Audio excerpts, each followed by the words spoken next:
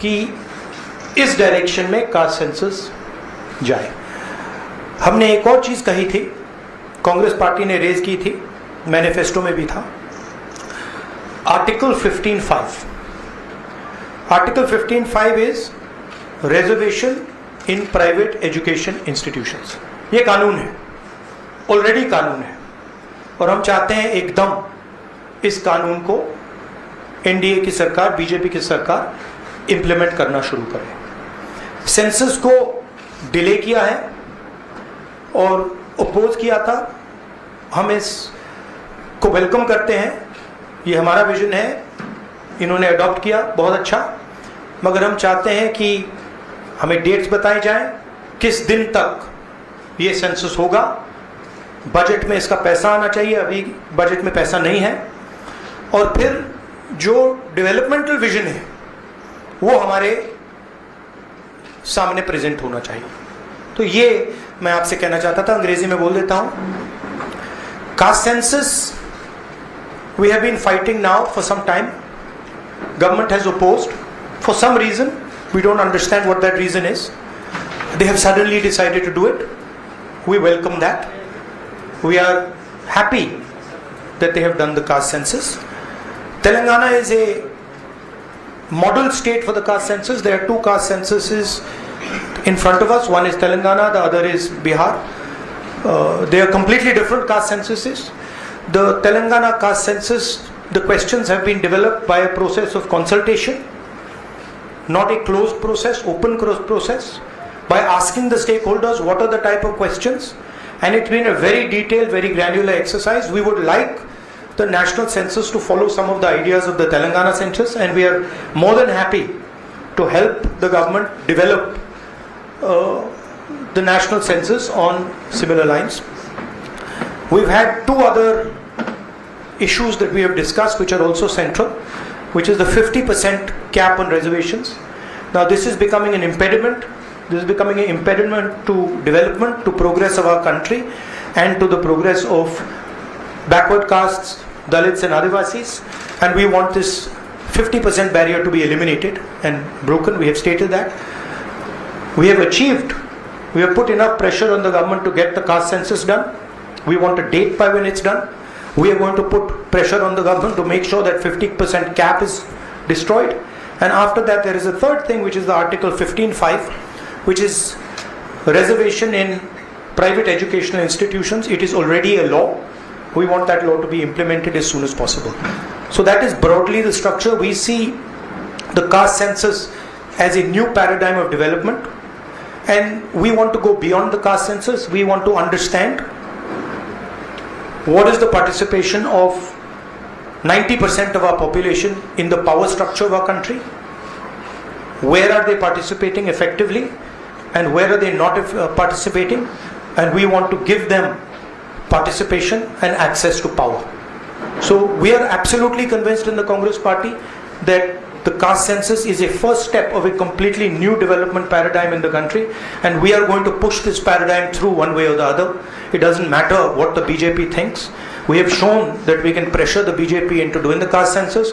We are going to show you that we are going to pressure the BJP into doing 15(5) and also removing the 50% cap. I think every Congress member, every Congress worker, every single person who has fought for the caste census, and there are millions of people, activists from the backward communities, Dalits, Adivasis, I'm very proud of what you have done. This would not be possible without the effort, without the hard work that you have done. It has been a sustained campaign that we have run, and I'm very proud of every single person who has helped us in this campaign. Thank you.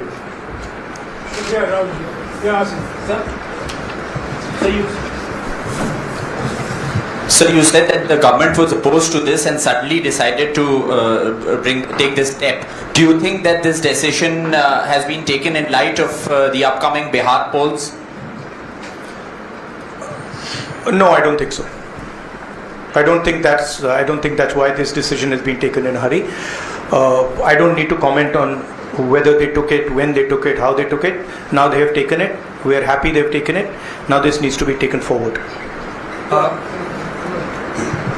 Sir, प्रधानमंत्री बार बार ये कहते थे कि ये 4 जातियां होती हैं सिर्फ देश में, और अचानक से फैसला हुआ, तो क्या लगता है कि आपको जो विपक्ष ने और आप लोगों ने दबाव बनाया, उस दबाव के कारण ये सिर्फ हमने दबाव नहीं डाला, ये सिर्फ दबाव नहीं डाला है हमने, ये हमने ऑर्गेनाइज तरीके से बहुत गहराई से कैंपेन चलाया है, ग्रासरूट लेवल पे कैंपेन चलाया है, और महीनों से हम ये कैंपेन चला रहे हैं और इस कैंपेन का असर पड़ा है, इफेक्ट आया है, और इसीलिए इन्होंने ये डिसीजन लिया है। बट कास्ट सेंसस जो मैंने आपसे बोला, ये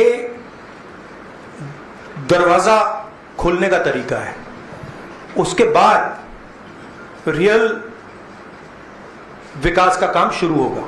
एक बार हमें इंफॉर्मेशन मिलेगी तो फिर हम उस इंफॉर्मेशन के बेसिस पे हम एक्शन ले पाएंगे। मैं आपको 2-3 उदाहरण देता हूं। तेलंगाना के कास्ट सेंसस में से इंफॉर्मेशन किस ग्रैन्युलैरिटी की आ रही है और किस टाइप की इंफॉर्मेशन आ रही है। तेलंगाना में जो कॉर्पोरेट स्ट्रक्चर है, CEOs, management team, senior management, ownership structure, उसमें आपको एक दलित नहीं मिलेगा, एक आदिवासी नहीं मिलेगा, एक पिछड़े वर्ग का व्यक्ति नहीं मिलेगा। मैं कह रहा हूं एक नहीं मिलेगा, मैं ये नहीं कह रहा हूं कि 1% नहीं मिलेगा, है ही नहीं। 90% of India is not represented there, first.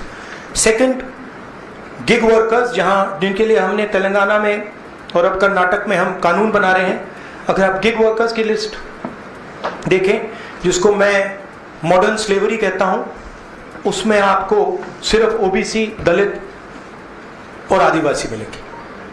तो ये 2 स्ट्रीम्स बन रही हैं, एक स्ट्रीम मजदूरी की स्ट्रीम, गरीबी की स्ट्रीम, बेरोजगारी की स्ट्रीम, जिसमें दलित, आदिवासी, पिछड़ा वर्ग है, और दूसरी स्ट्रीम जिसमें एक छोटी सी एलीट पूरे के पूरे सिस्टम को कंट्रोल कर रही है, उसके ऊपर अदानी जी, अंबानी जी बैठे हैं। तो ये कास्ट सेंसस इस चीज को बदलने का फाउंडेशन है, पहला कदम है। राहुल जी, आप लगातार दबाव बना रहे थे, लेकिन पिछले 11 सालों से प्रधानमंत्री मोदी इस पर नहीं मान रहे थे। अभी पहलगाम का इतना बड़ा हादसा हुआ, क्या आपको लगता है कि इस वक्त में जो टाइमिंग है प्रधानमंत्री की कास्ट सेंसस को मानना, वो पहलगाम के अटकाने की कोशिश है? आप जर्नलिस्ट हो, ये आप लोगों का काम है, आपका काम स्पेक्यूलेशन है, मेरा काम स्पेक्यूलेशन नहीं है, मैं फैक्ट्स पे काम करता हूं। तो आप स्पेक्यूलेट कीजिए, मैं इस पे स्पेक्यूलेट नहीं करूंगा, मेरे को स्पेक्यूलेट करने की जरूरत ही नहीं है। उन्होंने क्यों लिया, क्यों नहीं लिया, उसमें मुझे कोई इंटरेस्ट नहीं है। लिया, और ये बड़ा स्टेप है। मैं सिर्फ ये समझना चाहता हूं कि ये सेंसस कब होगा और ये किस प्रकार से सेंसस होगा, कौन से सवाल इसमें होंगे, क्योंकि आप कह सकते हो कि हमने सेंसस कर दिया और फिर रेलेवेंट सवाल आपने नहीं पूछे, तो फिर उसका कोई मतलब ही नहीं है। तो तेलंगाना में हमने बहुत गहराई से पब्लिक में जाकर कंसल्टेशन करके, लाखों लोगों से कंसल्टेशन करके हमने डिजाइन किया है। तो we want a people census, we do not want a bureaucrat census. Sir, आप पहले ही कहते थे कि एक्सरे है, तो एक्सरे के लिए सरकार राजी हो गई है। किस तरीके से एक्सरे हो? आप बार बार तेलंगाना मॉडल की बात कर रहे हैं, तो क्या तेलंगाना मॉडल अडॉप्ट होना चाहिए? किस तरीके से होना चाहिए? देखिए, तेलंगाना मॉडल में 2-3 प्रिंसिपल्स हैं। पहला प्रिंसिपल है कि बंद कमरे में 5-10 ब्यूरोक्रेट्स ने उसको नहीं डिजाइन किया, ठीक है? क्योंकि फ्रैंकली बोलूं तो जिन कम्युनिटीज की हम मदद करने की कोशिश कर रहे हैं, उनकी होल ब्यूरोक्रेसी में है ही नहीं। तो हम चाहते हैं मैस सेंसस, ओपन टेक्नोलॉजी का सेंसस, जहां हम स्टेक होल्डर से पूछें आपको एक्चुअली डिजाइन में आपकी क्या राय है, आप डिजाइन के बारे में क्या सोचते हो। ये तेलंगाना का first principle. Second principle Telangana में कि we have set up a expert group who is now going to study all the data and is going to present to the government of Telangana a vision based. So that is the second step. And third step, as you are already aware, Telangana has demolished that wall of 50%. Right? And also the 15.5, Article 15.5 जो मैंने mention किया है. Rahul ji, timeline में आपको क्या लगता है कितना वक्त सरकार आपको लगता है कि दो मुझे लगता है मेरी इमीडिएट सस्पिशन है कि ये वो वुमेन्स बिल वाली स्ट्रेटजी टाइमलाइन वाली है, but I hope that better sense prevails. Rahul ji, मेरा साथियों, अच्छा, Gandhi will feel personally vindicated today. Social tension से no, I want to say one other thing which is frankly बहुत ज़रूरी है, और आज ये शायद कास्ट सेंसस से भी ज़्यादा ज़रूरी है. मैं आज कानपुर गया और वहाँ पे जो टेररिज्म के विक्टिम थे उनसे मैंने बात की, परिवार से मैंने बात की. कोल्ड ब्लडेड तरीके से उनके बेटे को मारा गया है, बिना मर्सी के.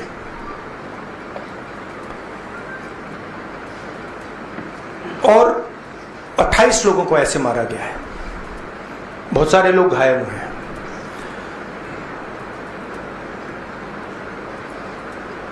मैं इस पे कमेंट नहीं करना चाहता हूं ये कैसे हुआ. मैं सिर्फ ये कहना चाहता हूं कि जिन लोगों ने ये किया है, जो भी हैं, कहां भी हैं, they have to pay for this, and they have to pay for it properly, not in some half-hearted way, ऐसे आलतू फालतू तरीके से नहीं. they have to pay for it properly, कि इनको याद रहे कि हिंदुस्तान के साथ ये नहीं किया जा सकता है. हमने क्लियरली ऑपोजिशन की और सरकार की मीटिंग में क्लियर हमने लाइन दी है, यूनानिमस लाइन, कि जो हुआ है एक्सेप्टेबल नहीं है. और पूरा का पूरा ऑपोजिशन 100% सपोर्ट सरकार को देगा और दे रहा है. नरेंद्र मोदी को एक्शन लेना है, एकदम एक्शन लेना है, और पूरा का पूरा विपक्ष उनके साथ खड़ा है. जिन लोगों ने ये किया है, दे हैव टू पे द प्राइस फॉर दिस. जो परिवार है उन्होंने आप लोगों को मेरे थ्रू एक मैसेज दिया है. एक्चुअली प्रधानमंत्री जी को उन्होंने मुझे कहा कि आप प्रधानमंत्री जी को ये बताइए, तो मैं 28 जो हमारे शहीद हैं उनके साइड से प्रधानमंत्री को आपके माध्यम से मैसेज दे रहा हूं. प्रधानमंत्री जी, उन्होंने कहा है कि हमारे जो बच्चे हैं वो शहीद हुए हैं, हम चाहते हैं कि आप उनको शहीद का दर्जा दीजिए, रिस्पेक्ट दीजिए. ये मैं कहना चाहता था. आप सबका बहुत बहुत धन्यवाद. Thank you. We are saying, I am saying that 28 people have been killed in cold blood. Okay? It is pretty clear who is responsible for this. The people who are responsible for this must pay a price. The Prime Minister has to take action. Right? And the action has to be clear and it has to be strong. Without any confusion. The Prime Minister must not dilly-dally, must not waste time, must make it very clear that India is not going to tolerate this type of nonsense. So he needs to act. That's what I'm saying. He can act in whatever time frame he thinks necessary, but he has to act soon. But are you saying think that the action should be beyond the surgical I think you heard what I said. शुक्रिया I think you heard what I said. I said, let me speak. I'm not advocating anything. I'm being very clear. The people who've done this need to pay a price. Okay? And the Prime Minister has to act on it now, firmly.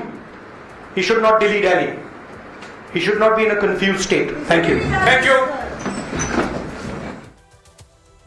तो राहुल गांधी को आप सुन रहे थे और इस press conference में कई अहम बातें राहुल गांधी ने कही है। हमला जिसने किया उन्हें कीमत चुकानी होगी। पहलगाम में जो हुआ वो स्वीकार नहीं। पहलगाम अटैक को लेकर जब उनसे सवाल पूछा गया तो ये जवाब था राहुल गांधी का। उनका कहना है कि पीएम मोदी को एक्शन लेना है और जिन्होंने भी ये किया है उनको अच्छी तरीके से पे करना होगा। ये तमाम अहम बातें राहुल गांधी ने इस प्रेस कॉन्फ्रेंस में कही।